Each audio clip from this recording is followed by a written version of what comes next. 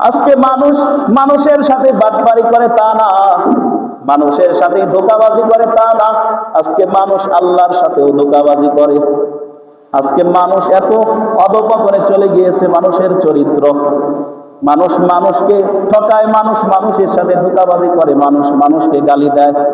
ইদানিং কালে এমন মানুষের আবির্ভাব ঘটতেছে, তারা আল্লাহকে পর্যন্ত গালি দিতে দ্বিধাবোধ করে না। ঠিক নেই? এমন মানুষের আবির্ভাব আজকে হয়েছে, তারা আল্লাহকে পর্যন্ত গালি দিতে দ্বিধাবোধ করে না। ইসলাম শিক্ষায় শিক্ষিত ওরা আমার কষ্ট সময় নেই। আজকে মানুষ শুধু আল্লাহর সাথে বাটপারি করে তা না, আল্লাহর সাথে ধোঁকাবাজি করে তা না, আজকে মানুষেরা শুধু মানুষকেই গালিগালাজ করে তা না, মানুষের অধঃপতন দিন দিন এমন পর্যায়ে হইতেছে যে আজকে আল্লাহকে পর্যন্ত গালি দিতে মানুষ দ্বিধাবোধ করে না। খবর পাইছেন নাকি আপনারা? এই যে কিছুদিন আগের ঘটনা, মানিকগঞ্জের একটা ঘটনা, একজন শিল্পী, বাউল শিল্পী, নাম হলো আবুল সরকার। এই আবুল সরকার আল্লাহকে নিয়ে এমন কথা বলেছে, আল্লাহকে এমন ভাষায় গালি দিল, নবীদের যুগে আবু জাহেল কট্ট কাফের পর্যন্ত এই গালি দেওয়ার দুঃসাহস করে নাই। বাউল সরকার, আবুল সরকার বাউল শিল্পী আল্লাহকে নিয়ে এমন মন্তব্য করেছে, নবীজির যুগে আবু জাহেলও এরকম মন্তব্য করার সাহস পায় নাই। ইবলিস শয়তান, সেও তো আল্লাহকে নিয়ে এরকম বাজে মন্তব্য করার দুঃসাহস করে নাই, যেরকম দুঃসাহস করেছে আবুল সরকার নামক একজন বাউল শিল্পী। সে বলে আল্লাহ এক সময় এক এক কথা বলে, আল্লাহর জবানের ঠিক নাই, আল্লাহর ওইটা মুখ নাকি অন্য কিছু। নাউজুবিল্লাহ, জোরে কর। কি বলেন আপনারা, কি বলেন? এরকম কথা বললে তার ঈমান থাকে? সে তো বড় নাস্তিক হয়ে গেছে। হয়তো প্রকাশ্যভাবে তার সার্টিফিকেট হয় নাই, কিন্তু নাস্তিক হওয়ার আর বাকি নাই। আরেকটা খারাপ ভাষা সে ব্যবহার করছে, সেটা আমার জবানে উচ্চারণ করা সম্ভব না। কোন মুসলমান এই শব্দ উচ্চারণ করতে পারে না মুখে, এরকম একটা খারাপ ভাষা সে আল্লাহর ব্যাপারে বলেছে। বাউল শিল্পী, আবুল, নাম তার আবুল সরকার। আমি বলতে চাই তার নামও যেমন বোকা মার্কা নাম, কাজও প্রকাশ পেয়েছে বোকা মার্কা কাজ। কেমনে?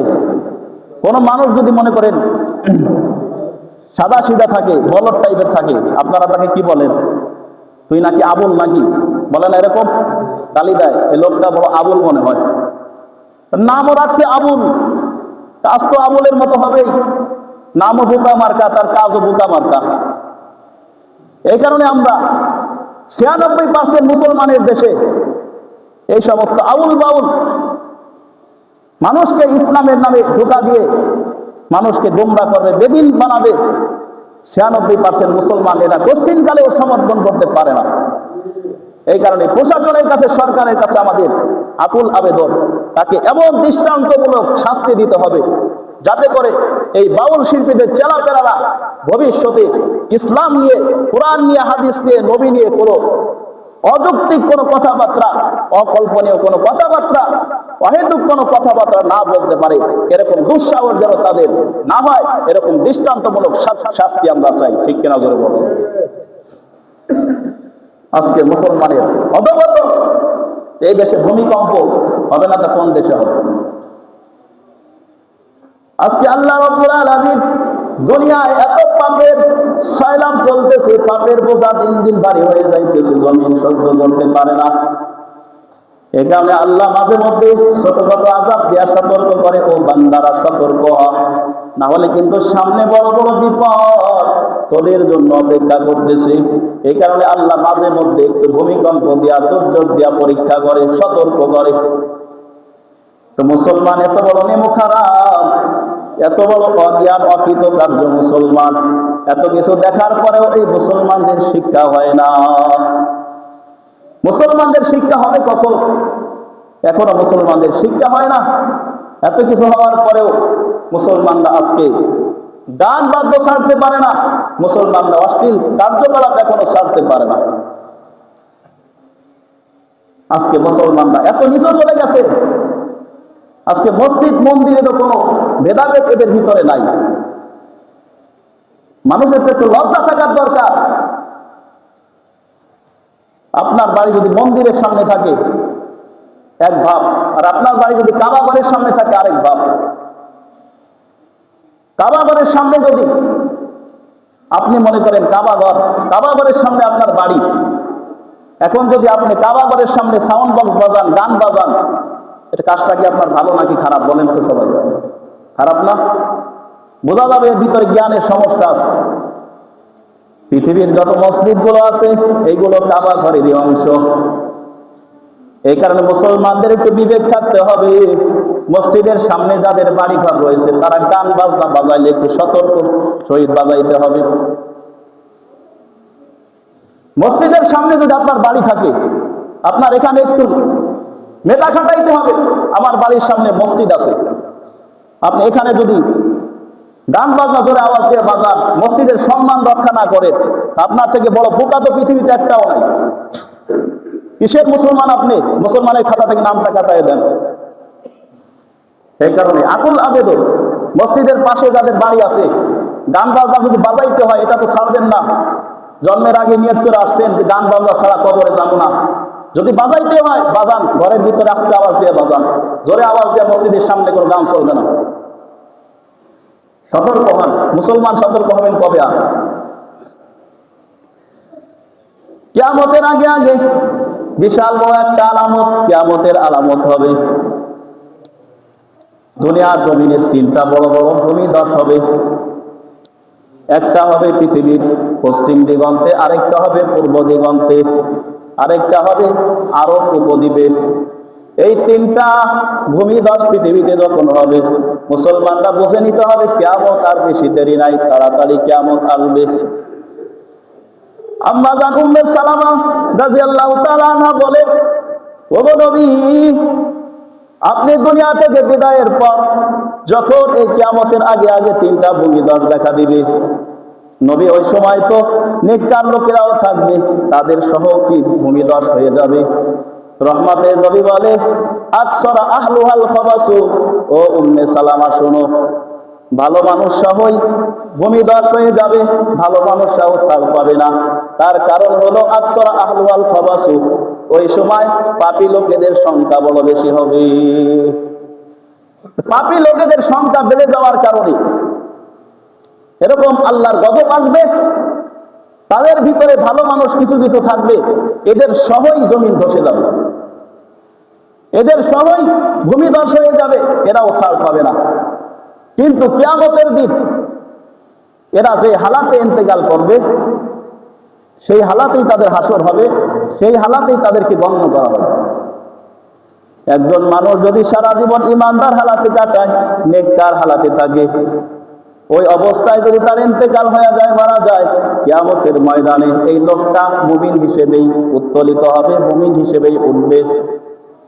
আর যদি তার মৃত্যুর হালাতে সে বেঈমান হালাতে থাকে, সে যদি গুনাহে জর্জরিত থাকে, এই হালাতে যদি তার মৃত্যু এসে যায়, এই লোকটা কিয়ামতের ময়দানে ফাসিক ফুজ্জার কাফেরদের দলে থাকবে।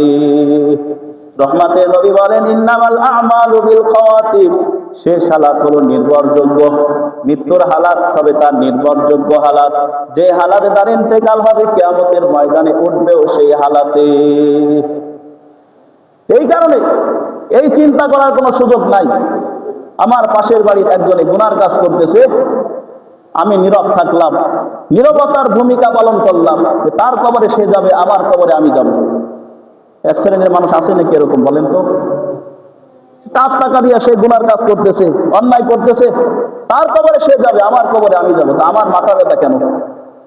এরকম মানুষ আছে? এই দোহাই দেওয়ার সুযোগ নাই মুসলমান। কারণ তাদের গুনার কারণে যদি দুনিয়ায় দুর্যোগ আসে, মুসিবত আসে, ভূমিকম্প আসে, বেছে বেছে অপরাধীদের উপরও আসবে না। তুমি যে ভালো মানুষ, আপনি যে ভালো মানুষ, নেককার মানুষ, আপনাকেও ছাড় দেবে না। এই দুর্যোগ আপনাকেও পাকড়াও করবে, এই গজব আপনাকেও পাকড়াও করবে, ঠিক কিনা? নাকি শুধুমাত্র অপরাধী যারা তাদের উপরে বিপদ আসবে? এই কারণে রহমতের নবী বলে, হে মুসলমান, দায়িত্ব তোমাদের। যদি কোনো অন্যায় কাজ হতে দেখো, শক্তি যদি তোমার থাকে হাত দ্বারা বাধা দাও, যদি এই শক্তি না থাকে জবান দ্বারা নিষেধ করো, যদি এই শক্তিও তোমার না থাকে অন্তত অন্তরে হইলেও ঘৃণা করো। মুসলমানের দায়িত্ব হিসেবে আমাদের পাপ কাজ দেখলে সামর্থ্য থাকলে এটাকে হাত দিয়ে ফিরাইতে হবে। এই পর্যায়ে সামর্থ্য কারো না থাকে তাহলে এই জবান দিয়ে নিষেধ করতে হবে, এটাও না থাকলে তাকে অন্তর দেওয়া হইলেও এই কাজটাকে ঘৃণা করতে হবে। যদি এরকম দায়িত্ব আমরা পালন করতে পারি, সমাজে অন্যায় অবিচার থেকে সমাজটাকে মুক্ত করতে পারি, তাহলে আল্লাহর রহমত দুনিয়ায় আসবে। আল্লাহর রহমত যদি দুনিয়ায় আসে, ওই অপরাধীরাও যেমন বেঁচে যাবে, আমরা নেককাররাও বেঁচে যাব। কি বলেন? অপরাধ যদি কমাইতে পারি, আল্লাহর রহমত আসবে, তারাও বেঁচে গেল, আমরাও বেঁচে গেল। এটাই হলো মুসলমানের কাম্য, এটাই হলো মুসলমানের কাজ। এই কারণে এই দোহাই দেওয়া যাবে না, সে তার ঘরে অন্যায় করতেছে, তার বাড়িতে অন্যায় করতেছে, আমার কিছু করার নাই, এই কথা বললে মুসলমানের চলবে না। আপনার দায়িত্ব আছে এখানে, কেমনে ফিরানো যায়, অন্যায় কাজ কমানো যায়, আপনার দায়িত্ব আছে এখানে। আপনি নীরবতা ভূমিকা পালন করলে গজবে আপনাকেও পাকড়াও করবে। এই কারণে আল্লাহর নবী বলেন, ও উম্মে সালামা, ভূমিধস যখন হবে, নেককার মানুষরাও থাকবে, এই নেককার মানুষদেরকেও ধসিয়ে দেওয়া হবে, ভূমিধসের ভিতরে তারাও পড়বে, কিন্তু কিয়ামতের ময়দানে তাদের হালাতের উপরে তাদেরকে উঠানো হবে। কিয়ামতের একটা আলামত, পৃথিবীর পূর্ব দিগন্তে, পশ্চিম দিগন্তে এবং আরব উপদ্বীপে 3টা ভূমিধস হবে। এই ভূমিধস কোনো ছোটখাটো ভূমিধস না, বিশাল বড় এরিয়া নিয়া 3টা ভূমিধস হবে কিয়ামতের আগে। এরপরে কিয়ামতের আরেকটা বড় আলামত, সেই আলামতটা হলো বিশাল আকারের একটা ধোঁয়া পৃথিবীতে আসবে। বিশাল বড় একটা ধোঁয়া পৃথিবীতে আসবে, ধোঁয়ার আযাব। যেইটাই ধোঁয়া না, আসমান থেকে জমিন পর্যন্ত মধ্যবর্তী স্থানে এই ধোঁয়াটা আক্রান্ত করবে, এই ধোঁয়া মানুষকে গ্রাস করবে, এমন একটা ধোঁয়া পৃথিবীতে আসবে। রব্বে কারীম বলেন, ফারতাকিব ইয়াওমা তা'তিস সামাউ বিদুখানিম মুবিন ইয়াগশান নাসা হাযা আযাবুন আলীম রব্বানা কশিফ আন্নাল আযাবা ইন্না মুমিনুন। আল্লাহু আকবার বলেন। রব্বে কারীম বলেন, ফারতাকিব ইয়াওমা তা'তিস সামাউ বিদুখানিম মুবিন। আল্লাহ রাব্বুল আলামিন জানায়া দিলেন, অপেক্ষা করো, ইয়াওমা তা'তিস সামাউ বিদুখানিম মুবিন। একটা সময় এমন আসবে, একটা দিন এমন আসবে, গোটা আসমান ধোঁয়ায় আচ্ছাদিত হয়ে যাবে। ইয়াগশান নাসা, এই ধোঁয়াটা সমস্ত মানুষকে ছেয়ে ফেলবে, আচ্ছাদিত করে ফেলবে।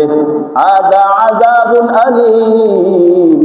রব্বে কারীম বলে, এটা সাধারণ কোনো ধোঁয়া হবে না, এটা হবে খতরনাক একটা আযাব, ভয়াবহ একটা আযাব। মানুষেরা এই আযাব দেখার পরে বলবে, রব্বানা কশিফ আন্নাল আযাব, হে আল্লাহ এই আযাব আমাদের থেকে হটায়া দেন। ইন্না মুমিনুন, আমরা ঈমান আনলাম। এই ভয়াবহ আযাব দেখার পর মানুষেরা বলবে, আল্লাহ এই আযাব আমাদেরকে হটায়া দেন, আমরা ঈমান আনলাম। মানুষেরা ভীত হয়ে যাবে, তখন বলবে, আল্লাহ ঈমান আনলাম, এখন আযাব আমাদের থেকে হটায়া দেন। কোরআনে কারিমে আল্লাহ এই ধোঁয়ার সংবাদ দিলেন, কিয়ামতের আগে আগে বিশাল বড় ধোঁয়ার আগমন হবে এই পৃথিবীতে।